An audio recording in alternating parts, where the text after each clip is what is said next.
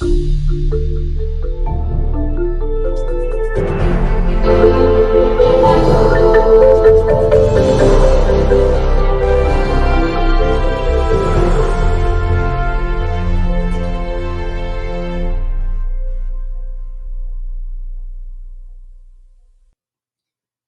afternoon. I'm Dr. Andreea Creanga, and I'm an associate professor in the Johns Hopkins Bloomberg School of Public Health, where I serve as associate director of the International Center for Maternal and Newborn Health. I'm also honored to serve as program director for the Maryland Maternal Health Innovation Program, or MDMOM, an initiative we'll talk about today. I'm delighted to welcome you all to this installment of the Johns Hopkins Congressional Briefing Series, where Johns Hopkins experts provide a briefing on a topic of interest to policymakers and offer an opportunity for real-time Q&A. In today's briefing, our panel will discuss the state of maternal health in the United States.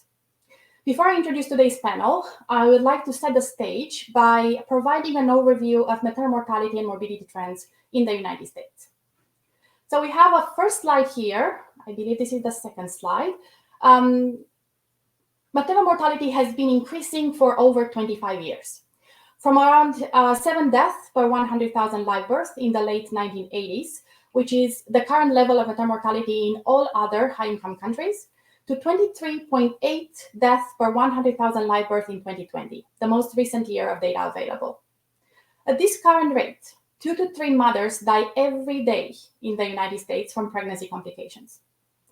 The graph on the left here shows trends in maternal mortality between 2018 and 2020 overall and by maternal race ethnicity. In 2020, the maternal mortality rate for non-Hispanic Black women was 2.9 times the rate for non-Hispanic white women, a striking and unacceptable disparity that has persisted for 25 years. Also, please note that the increases from 2019 to 2020, the first COVID-19 pandemic year, were statistically significant for non-Hispanic Black and Hispanic women, but not for non-Hispanic white women. Maternal deaths represent the tip of an even bigger iceberg, that of life-threatening complications of women who nearly died but survived because of timely and correct medical intervention. Hospital data indicate that rates of life-threatening pregnancy complications, or severe morbidity, have also increased over the past 2 decades, now affecting between 1% and 2% of all the births in the country every year. This translates to 8 severe pregnancy complications every hour, about the time we will be spending together today. We have also documented racial ethnic disparities in rates of severe maternal morbidity, shown in the graph on the right on this slide, with non-Hispanic Black women having 2 times higher risks of experiencing such severe morbidity than non-Hispanic white women. And also you see that the presence of 2 or more chronic medical conditions, shown with the dark blue bars on the same graph on the right, more than doubles the incidence of severe maternal morbidity, especially so for minority non-white women. We measure maternal mortality and severe morbidity because we need to understand their root causes and develop interventions to prevent future such events from occurring. Over time, the contribution of traditional causes of maternal mortality, represented by hemorrhage, hypertensive disorders of pregnancy, embolism, has declined, while the contribution of underlying chronic medical conditions, and especially cardiovascular conditions, increased. These conditions currently explain about half of all maternal death in the country every year. Preventing these deaths and managing their complex underlying causes requires longer-term follow-up after delivery, many times well beyond the traditional 6-week postpartum obstetric visit or the 60 days postpartum period covered by Medicaid in most states. The good news is that about 2/3 of maternal death and severe morbidity can be prevented. Preventability of such adverse events does not appear to differ by race ethnicity, being also similar by timing of death or morbidity occurrence. Patient factors, such as lack of knowledge of warning signs for pregnancy complications, provider factors like missed or delayed diagnosis, and system-level factors such as limited access to care and poor care coordination, appear to all play a role in a majority of maternal death and severe morbidity found to be preventable. But the drivers of adverse maternal events include a mix of factors, which are social, medical, quality of care, provider biases, and racism, which differ across institutions and states. Addressing these factors requires strategies that are rooted in data and designed with the target population in mind. We have all heard about the major complications of pregnancy, like hemorrhage, hypertension, cardiovascular complications. and obstetric providers know how to treat these medical conditions. But we have been poorly prepared to address the other drivers of poor maternal outcomes, like toxic stress, historic inequities, lack of trust or poor communication between patients and providers, and poor coordination of care for patients. These factors need to be addressed not only during pregnancy, but also in the postpartum period, which, based on current state and national data, is emerging as a particularly dangerous time for women. There is wide variation in clinical practice in obstetrics in the US. However, several states have documented their success implementing quality improvement initiatives, and there are pilot programs that demonstrated that when combined with quality improvement work, equity initiatives can have an impact on outcome disparities. Going a step further and incorporating outpatient initiatives and policy actions such as extended Medicaid offers even greater promise. On this slide here, I've listed several important national and state initiatives that are funded by federal agencies to address the distressing trends I described earlier and their contributing factors. The listing here is not comprehensive, and I apologize for that to the many colleagues whom I know are working tirelessly on other programs. I just want to note some of the most promising current initiatives that I expect will come up during the discussion today. So from the Health Resources and Services Administration, or HRSA, the Title V Maternal and Child Health Block Grant focuses on improving the overall health and well-being of all mothers, children, and their families across the nation. This is such an important program for every single state in the nation. The Alliance for Innovation on Maternal Health, or AIM, is, in my opinion, a game changer for maternal health in the US. The program works to reduce maternal death and severe morbidity by promoting safety practices and bundles of care in birthing hospitals, as well as in outpatient clinics and for community-based organizations through their related community care initiative. The State Maternal Health Innovation Program, or State MHI, currently supports innovations in data and service delivery in 9 states, and an additional 9 states will be added to the program this fall. The related Rural Maternity or Obstetrics Management Strategies Program, or RMOMS, aims to increase access to maternal and obstetric care in rural communities. And also, the Maternal Health Learning and Innovation Service, or Center, is a research center that offers guidance and training to both MHI and RMOMS program, and they're excellent in bringing us all together to share resources, successes, as well as our challenges. The Centers for Disease Control and Prevention conducts national surveillance of pregnancy-related deaths to learn about the causes of pregnancy-related death and the risk factors for such death. CDC is enhancing reviews and surveillance to eliminate maternal mortality, or ERASE-MM, is a program that supports organizations that coordinate maternal mortality reviews at the state level. The Perinatal Quality Collaborative Program from CDC offers technical assistance and learning opportunities for networks of birthing hospitals, birthing facilities, at both the state level and also coordinating nationally. And also of note from CDC, the Hear Her campaign supports CDC's and all of our efforts to prevent maternal death by sharing potentially life-saving messages about urgent warning signs for pregnancy complications. Last but not least, the Agency for Healthcare Research and Quality, AHIQ, has the Safety Program in Perinatal Care, SPPC, which is a successful partnership with HRSA's Maternal and Child Health Bureau and the AIM program that I mentioned before.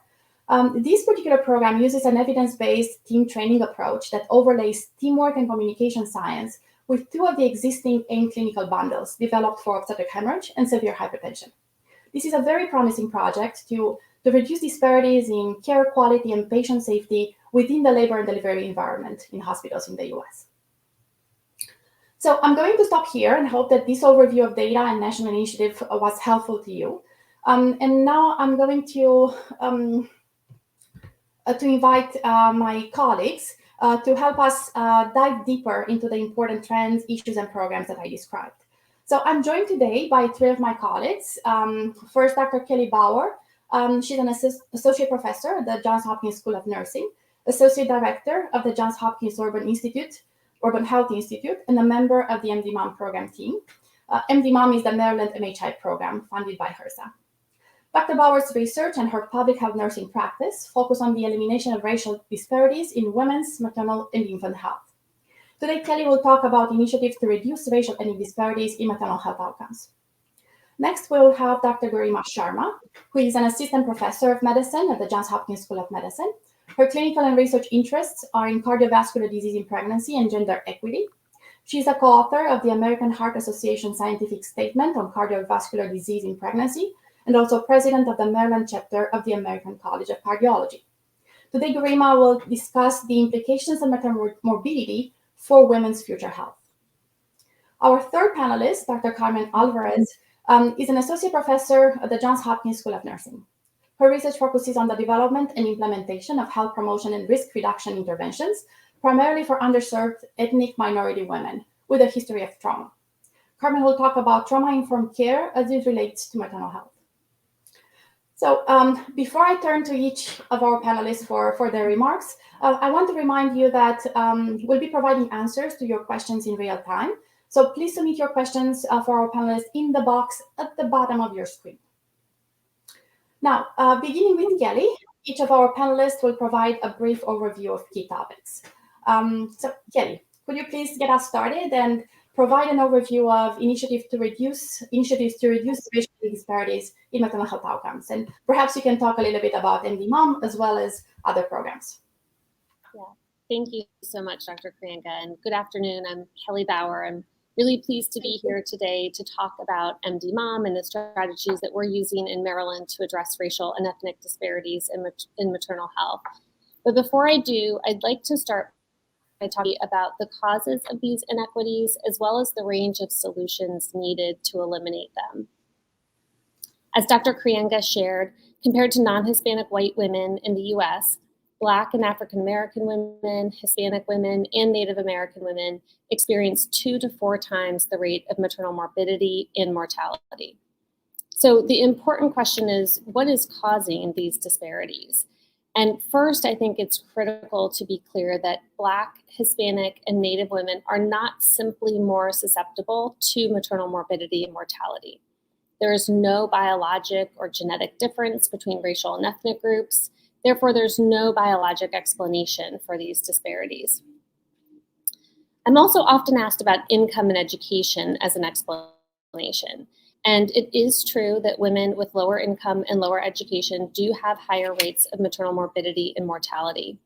But we see racial disparities at all levels of income and education. This means that we see racial disparities even among women at the highest levels of education and income. In fact, Black women with the highest levels of education have worse outcomes than white women at the lowest levels of education. So income and education alone do not explain the racial and ethnic disparities in the US. What research tells us is that the contributors to maternal health disparities are complex. They include differences in the health supporting resources that are available in communities and neighborhoods, differences in access to high quality health services, as well as large societal factors such as structural racism. Given the complex set of contributors, eliminating racial inequities in maternal health requires a multi-level approach.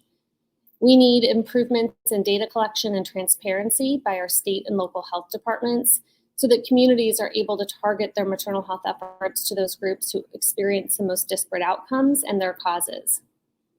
Improvements to neighborhood environments are needed to ensure that families have access to safe and affordable housing, transportation, healthy foods, and walkable communities. We also need to look outside the walls of the hospital and leverage our community-based programs, such as home visiting, as an opportunity to make sure that women enter into pregnancy as healthy as possible and that they're empowered to advocate for themselves when something doesn't feel right. And of course, we need to improve the accessibility and quality of maternity care services, making sure that childbearing people have health insurance coverage, prenatal and postpartum care, as well as doulas, mental health and substance use counseling. And of course, it's critical that this care is respectful and honors patients' preferences. So understanding that there's no single solution for eliminating racial inequities in maternal health, one strategy that we're using in Maryland to promote high quality, respectful care is implicit bias training.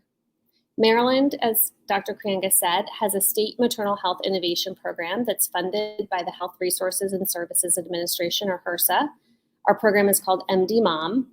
MDMOM has multiple components, including patient and home visitor education about warning signs of pregnancy complications, the expansion of telehealth services for pregnant patients, and the establishment of a severe maternal morbidity surveillance system. MDMOM is also offering a 3-part implicit bias training series to frontline maternal health professionals in Maryland. The first training raises awareness about inequities in maternal health and reviews the basic science about implicit bias. Implicit bias is the tendency for us to unconsciously associate a person with a stereotype. The training works to destigmatize that type of bias by explaining that unconscious bias is actually a natural outcome of how our brains process the world around us. Research has shown that, like everyone, health professionals have biases, but during clinical care, that can lead to things like delayed diagnoses, increased complications, and decreased patient satisfaction. But research has shown that there are things we can do to prevent implicit bias from impacting patient care, which is why MDMOM offers 2 additional trainings that focus on building those particular skills. We do this by offering an interactive approach to having participants practice simple strategies like active listening and taking the patient's perspective. These strategies have the potential to transform patients' experiences and outcomes. So far in Maryland, we have trained 2,500 frontline maternal health professionals and counting. This includes physicians, midwives, nurses, and patient care technicians working in all of the 32 birth hospitals in Maryland. And so far, a third of our Maryland hospitals have trained 75% or more of the maternal care staff. And while legislation passed by the Maryland General Assembly has helped us to achieve this high rate of participation, our hospital partners have been highly engaged and supportive, and we've received overwhelmingly positive feedback from participants. In fact, 96% of participants in our skill building sessions reported that they felt motivated to change their practice based on what they had learned. Training our frontline maternal health professionals on topics like implicit bias is just one of the many opportunities to promote a culture of equity in maternal care. By centering equity and by making the elimination of disparities the goal of all of our maternal health policies and programs, we can build systems of care that are safe, supportive, and eliminate racial and ethnic disparities in maternal health. Thank you. Thank you so much, Kelly. Garima, I would be grateful if you could talk about some of the implications of severe morbidity on women's health.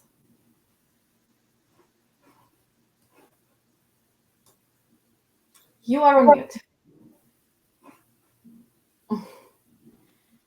Thank you so much for having me, and thank you very much, Dr. Creanga and Dr. Bauer, for an excellent framework of then going on and developing a little bit about severe maternal morbidity, the causes of severe maternal morbidity, the complications from the perspective of a cardiovascular clinician that sees these patients, and perhaps talk about how they impact long-term cardiovascular health of young moms, as well as young people of the reproductive age group.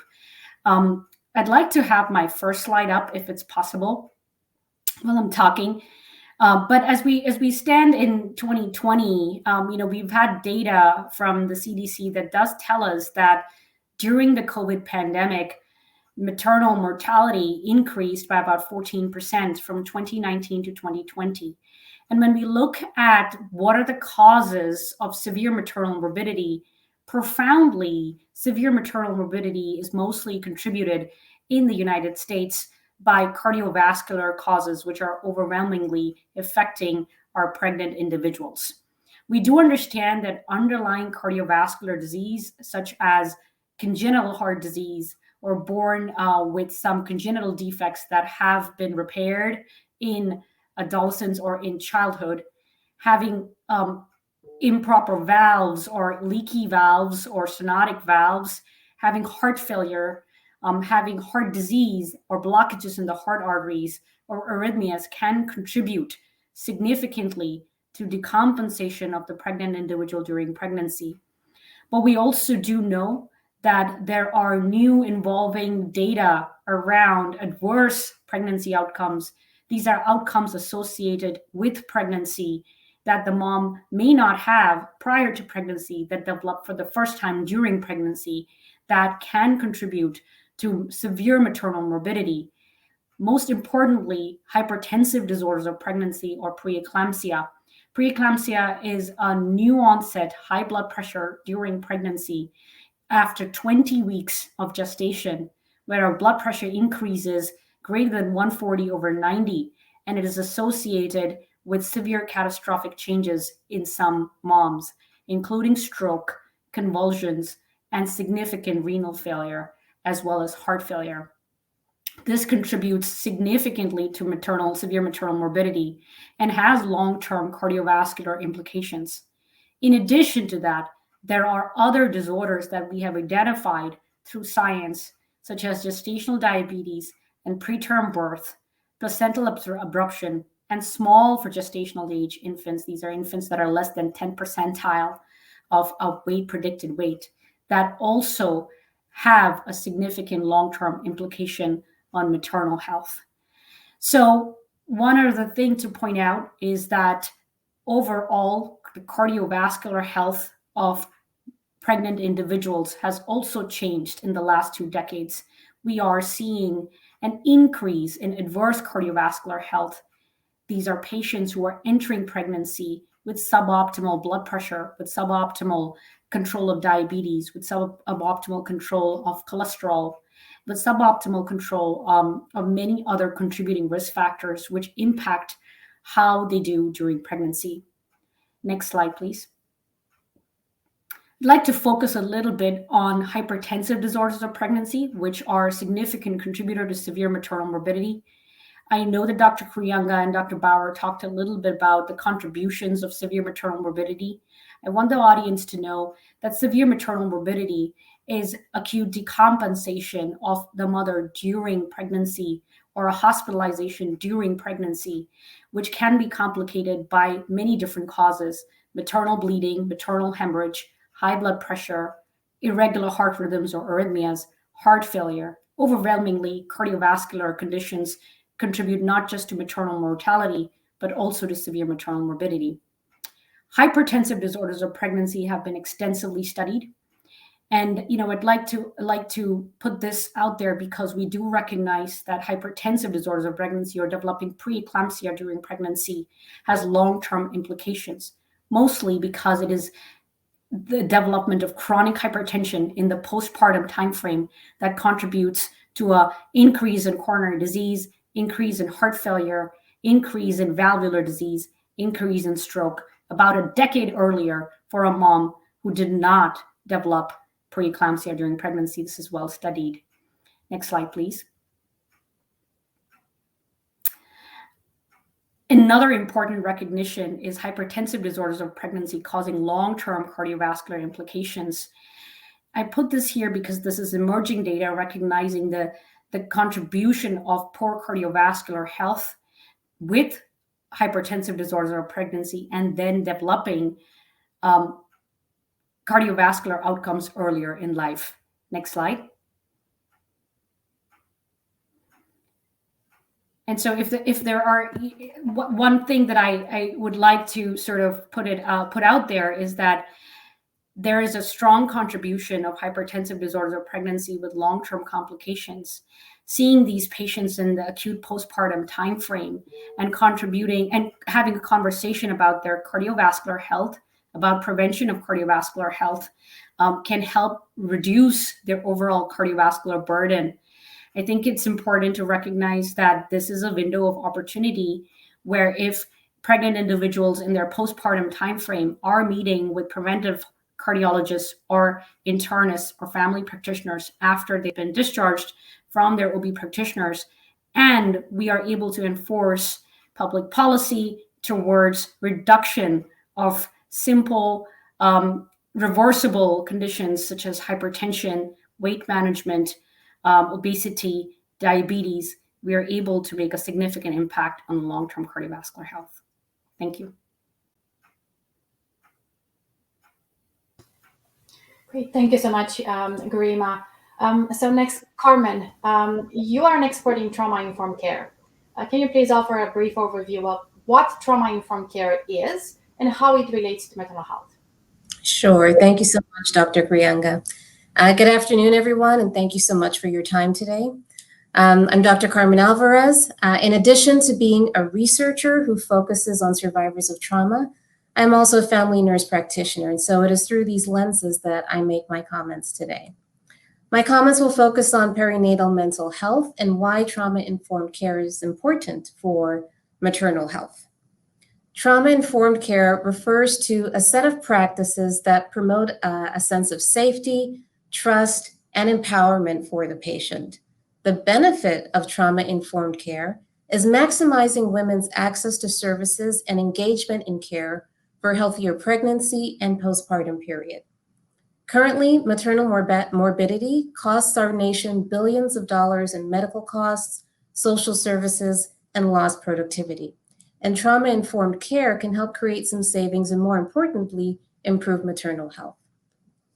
There is a significant relationship between perinatal depression, anxiety, and stress-related disorders and maternal morbidity, where women who have these mental health conditions before and during pregnancy are more likely to have more complicated and longer hospital stays and greater complications during the postpartum period.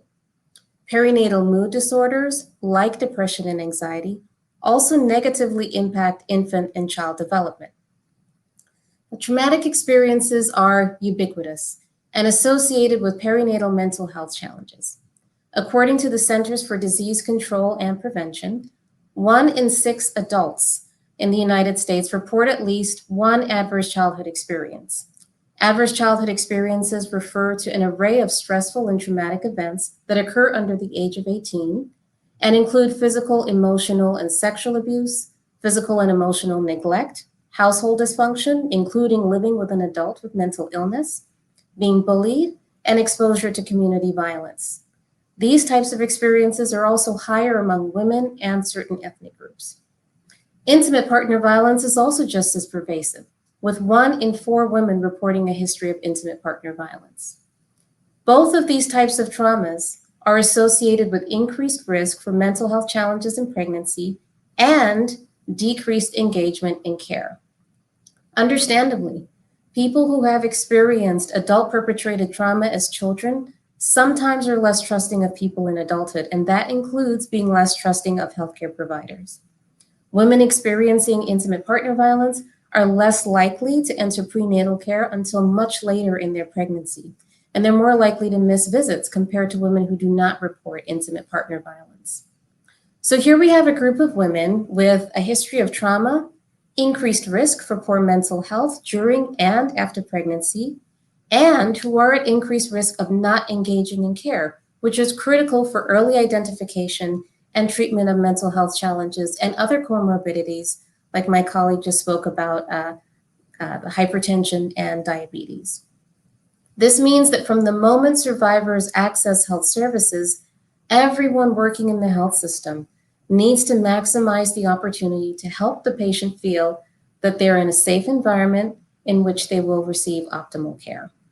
Which brings me back to the importance of trauma-informed care, a constellation of best practices to create a space in which people's history of trauma is recognized, supportive services are offered, and they are not re-traumatized.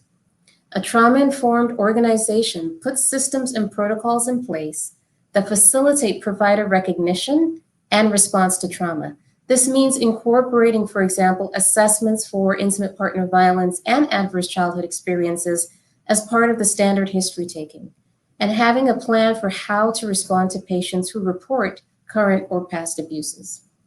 This also requires training the healthcare team on how to approach asking about such sensitive topics, training the team to explain to the patient why we ask about these experiences and how it can help us better care for them. In addition to training the healthcare team, organizations need to be committed to making sure providers have the support necessary to take a comprehensive history and be able to make appropriate referrals. One of the main barriers for why providers do not screen for trauma is lack of established protocols, lack of time, and not having referral resources. So we need policies that promote and sustain trauma-informed practices and cultures within all healthcare organizations and services to help improve maternal health. We need funding that authorizes training for all healthcare personnel, not just the clinicians, but the security guard, receptionists at the front desk, people answering the phones. Anybody who's going to interface in any way with the patient needs to be trained and appreciate trauma-informed care. And funding for states to extend Medicaid postpartum coverage to at least 12 months and cover access to mental health services. Thank you. Great. Thank you so much, Carmen. So now we are going to take questions that viewers have submitted. I want to remind our audience that there is still time to submit questions in the box below the video on your screen. So I see we have the first question here. I'm going to read a question, and then I'm going to ask one of you to please help with the answers. Okay. So the first question is, are there any challenges specific to mothers with disabilities? And what can we do to help them get the best outcome? I think this is best addressed by Carmen. Can I? Thank you for that question. So the answer is yes. Dr. Jessica Gleason recently published some work indicating that when compared to women without disabilities, women with disabilities are at increased risk of having complications in pregnancy, including hypertension, diabetes, and preterm birth.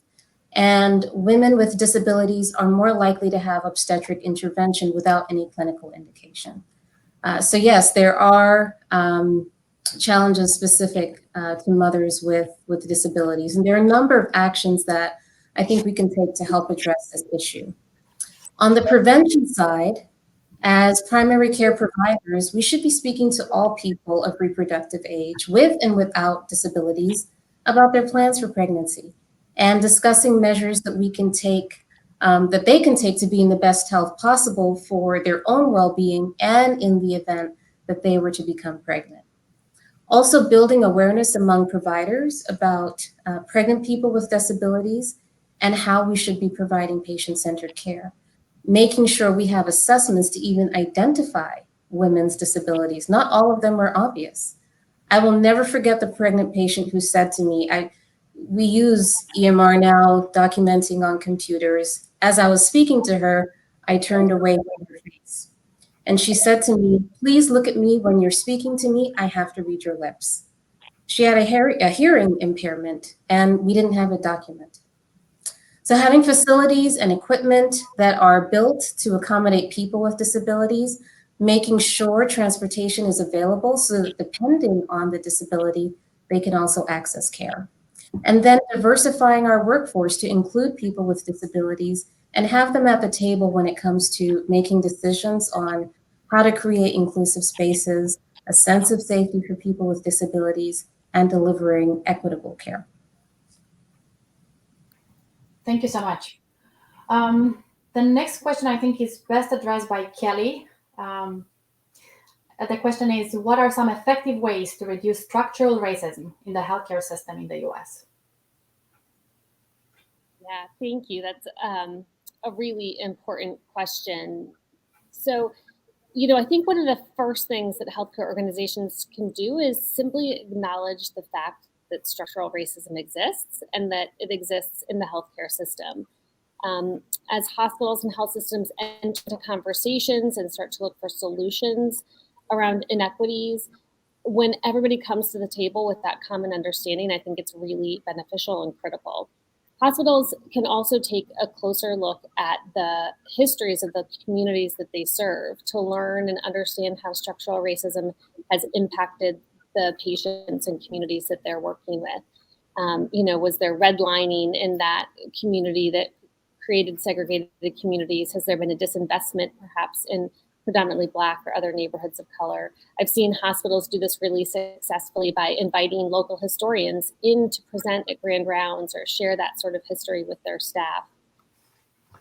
I think there are a host of really concrete ways that health systems can address structural racism. Supporting initiatives to train diverse health professionals is really important, working to be sure that they themselves are hiring a diverse healthcare workforce, one that reflects the diversity of the community that they serve. So That includes the physicians, midwives, nurses, but also doulas and lactation consultants and mental health providers and so on. Hospitals and health systems can make sure that they're paying all of their employees a living wage, thinking about the food service staff and the environmental services and the security staff. That economic investment in the community really can help to promote health of families. And I think hospitals and health systems can try to expand the concept of health and health care beyond the walls of the hospital. So considering how to invest in neighborhoods and communities where the patients that they serve live. So thinking about, investments in grocery stores and sidewalks, and taking preventative services and programs out into community spaces where people are living and working and worshiping. A couple last points are, hospitals, of course, need to have also regular processes for looking at maternal health outcomes stratified by race and ethnicity, so that they're identifying any disparities in care, any disparities in outcome, and then use a systematic quality improvement process in which they're identifying the causes of those disparities and really thinking critically about the policies and practices of their healthcare system that could be contributing to those poor outcomes. And perhaps the last thing that I'll say is that, and I think this is really critical, when hospitals are trying to start engaging in these efforts to address structural racism, looking to partner with patients and families and community organizations and advocacy groups, in particular those that are led by Black women or individuals from the groups that experience disparities in their community, is a really important element. These are groups that are often already doing the work of promoting health equity. And when hospitals engage in really authentic and respectful partnerships with patients and community-based organizations, they can help them learn the ways in which structural racism is impacting maternal health and identify solutions for addressing that. Great. Thank you so much, Kelly. Very comprehensive. The next question is, how can we link mother and baby health records? So I can address this. Definitely at the state level, health departments of health, state departments of health do this type of work on a regular basis to inform their initiatives and all their programming. So definitely, they are using hospital discharge data. There are state level databases that are also shared with AHRQ for a national project. But at the state level, hospital discharge data can be linked with for the mother and the baby can be linked using maternal identifiers. Also, we can use the birth certificate data. Many hospitals have the data in their EHR, and it's easy for the state to obtain that data. And also, if we are thinking about fetal death certificates, that's an additional data source that can be used for the linkages and for informing our learning about adverse events. Next question is, what would you say are the major factors holding American mothers to be back from having a medically sound pregnancy and birth? Garima, can I turn to you for this? Yeah, absolutely. There are several factors, actually. This has been sort of well studied when we're looking at causes of complications during pregnancy, whether it's severe maternal morbidity or it is maternal mortality. We do an extensive understanding of what are some of the causes. So there are patient causes, and there are clinician causes, and there are system-wide causes. So I'll tackle the patient causes first, because that's not the primary brunt of the issue. The patient causes really are inadequate understanding of their health status, or cardiovascular health status, or overall health status, and also overall health literacy, and also not recognizing their signs and symptoms of decompensation as something that is egregious and should be brought to the attention of their doctors or their nurses. So I think patient education and lack of patient, health literacy around the causes that can lead them to have unsafe pregnancies is one cause. But the bigger issue here is the provider or the clinician complications, the clinicians and the system-wide issues. And so from the perspective of clinical care, inappropriate diagnosis or wrong diagnosis, delayed diagnosis, and inappropriate referrals, or pregnancies in healthcare systems where there is a lack of specialist care, such as a cardiologist or a hematologist or mental health providers, not having that extra layer of help to help our obstetricians tackle some of the difficult pregnancies is one of the major causes that's holding mothers back. So having a multidisciplinary team-based care, especially for those pregnant individuals that are at higher risk of developing a complications, such as the ones who already have underlying cardiac or extra cardiac comorbidity, such as cardiac disease in pregnancy or pulmonary disease in pregnancy, or just poor cardiovascular health. And then lastly, are system issues, where, if you're in rural America and you do not have a tertiary level of care close to you, and you have to be transferred for a very high risk pregnancy, and you have access to care issues, or you have no health insurance, or you have a lack of providers or lack of clinicians to be able to tackle your cardiac disease, that holds them back.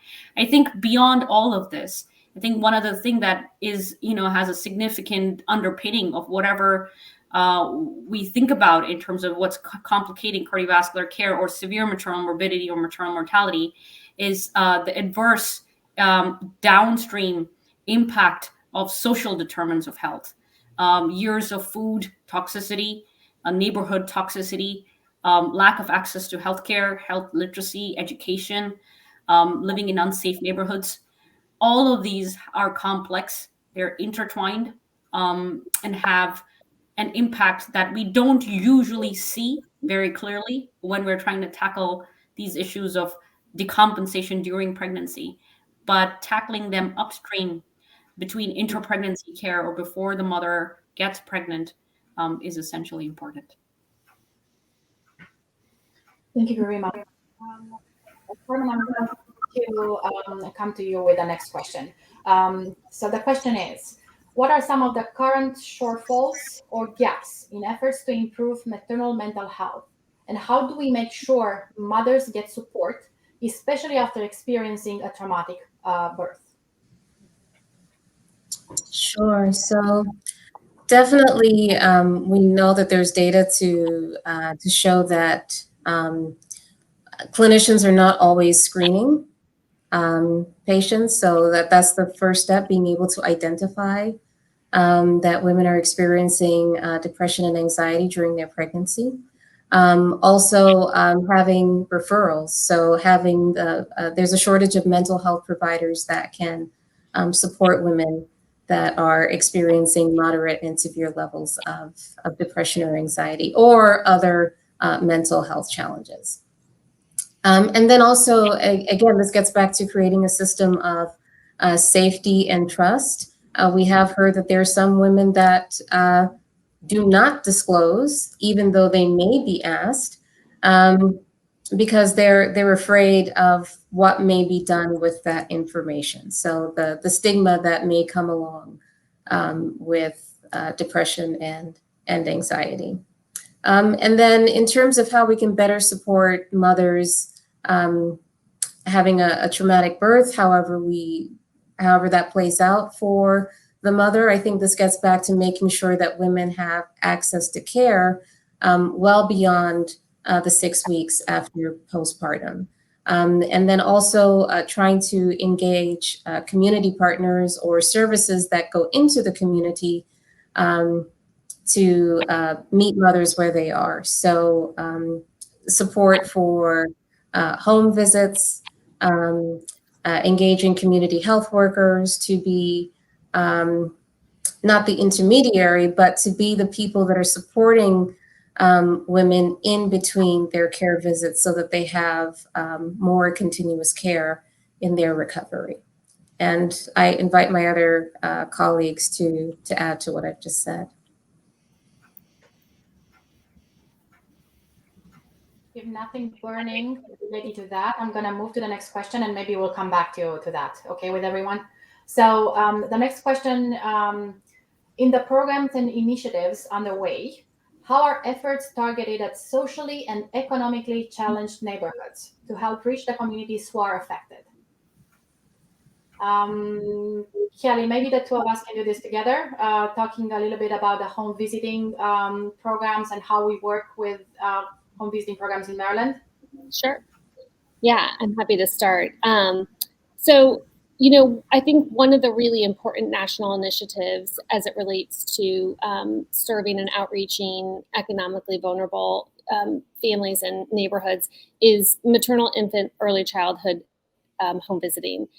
MICV, Maternal Infant Early Childhood Home Visiting, is a federally funded initiative, and which funds home visiting programs which are specifically geared towards vulnerable communities that suffer from economic disadvantage.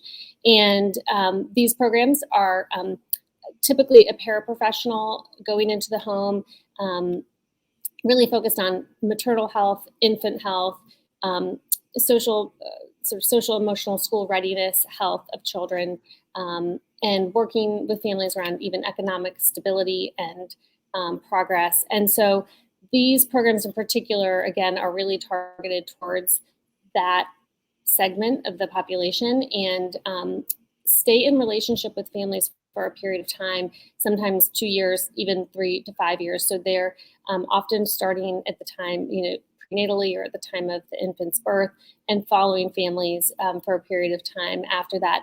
And often families get pregnant again, may have another child. And so it's a very trusted and supportive community program. I'm happy to talk about the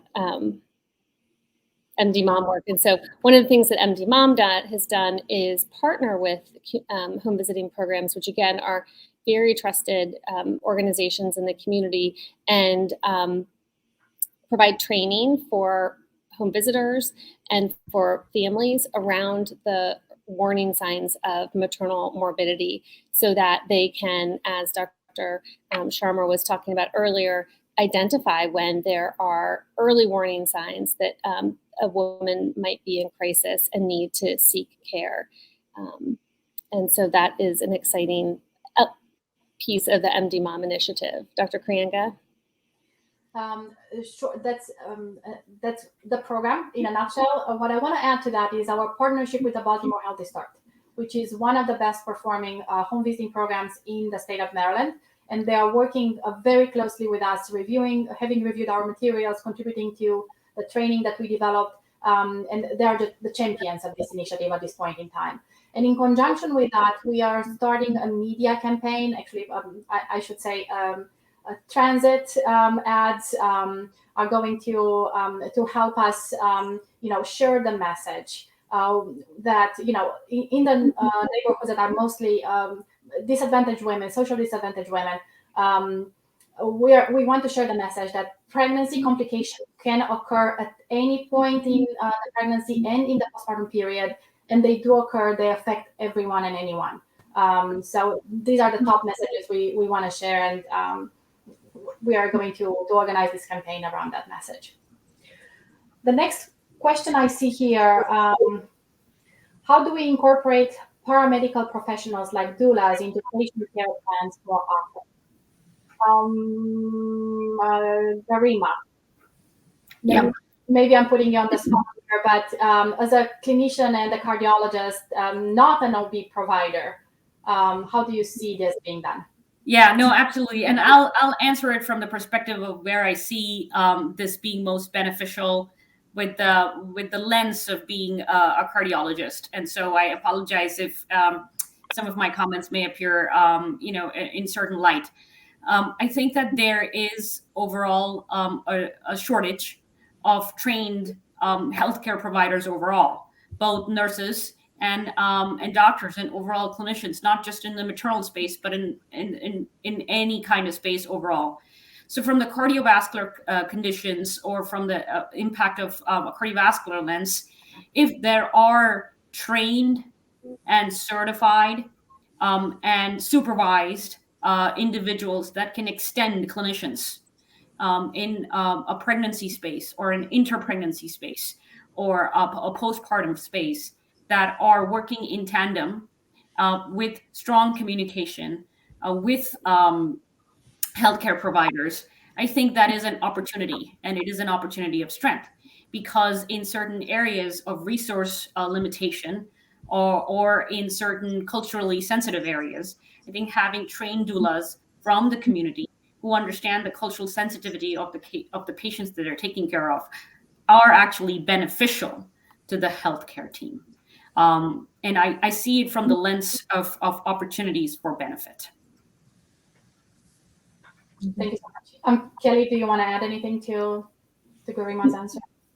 I might just add, I think I wholeheartedly agree that doulas from communities that you're serving are highly effective. There's great evidence for their effectiveness in improving birth outcomes. And there are different ways there are some states that are reimbursing doula care through Medicaid reimbursement.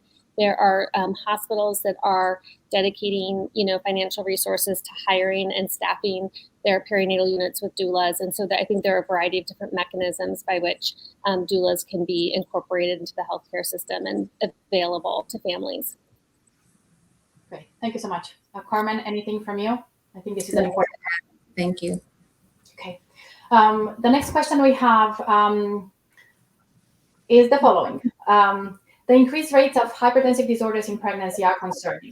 What are the highest priority research questions with respect to this outcome and that you would like to see in the coming years? Thank you for this question. This is great. I think funding research that focuses on early detection and prevention of hypertensive crisis of pregnancy is a great opportunity. We have evidence that certain medications can reduce the impact or the adverse impact of hypertensive disorder of pregnancy or preeclampsia. But I think implementing that, in a fashion where everybody gets it and there's an opportunity for everybody to get it. For example, aspirin, well-researched, well-studied in the guidelines in the U.S. Preventative Task Force to be given after 12 weeks of gestation to individuals at high risk. While the data is there, the practice lags. And so I think moving from collection of data to actually implementation and what works for whom and how can we really ensure that most individuals get a simple preventative drug is great. So I think focusing on implementation sciences, what works, which communities work. I think from the perspective of early detection and prevention, there is emerging data about biomarkers or early detection of women at risk of developing hypertensive disorders of pregnancy as early as beyond, early 12 weeks. So earlier than 12 weeks. So recognizing what biomarkers can be predictive of those women that are at a higher risk of developing hypertensive disorders or pregnancies, and how can we incorporate them in a cost-effective manner so that most patients who are at risk are detected with less false positives and mostly all women that gets as many patients as possible is important. I think also from the perspective of looking at what can we do to prevent long-term complications of hypertensive disorders of pregnancy. I think there's so much data now that most of it is mediated from developing chronic hypertension after pregnancy. These are women who are unmonitored and probably untreated at about 6 months or 12 months and then truly become hypertensive. If we can find better ways of diagnosing them and monitoring them and extending their care and reducing the risks of developing hypertension in the postpartum timeframe, that is a significant also opportunity for implementation research. The third thing for me is from the perspective of a clinician is other therapies that may be beneficial in prevention of hypertensive disorder of pregnancy, improvement of cardiovascular health, or an integrated healthcare delivery model. So for example, we know that there are certain risks associated with developing hypertensive disorders of pregnancy. You may have had a previous pregnancy with hypertension, or you already had existing diabetes, or you already have obesity, or a maternal lupus, or many other risk factors. Having a care delivery model where women are highly alert, educated about their cardiovascular risks, and are being optimized before pregnancy and in early pregnancy with the help of doctors or nurses or clinicians that are focusing on reduction of their cardiovascular morbidity, I think will lead to reduction in overall hypertension. Thank you so much. I'm sorry we don't have time to talk about our telehealth initiative with blood pressure monitoring and what we are trying to achieve with that, having patients be followed up in the outpatient setting in their homes, monitoring the blood pressure at home. That is something of interest to us on the practice side with MDMOM. We have a flurry of questions here. I'm trying to get to all of them.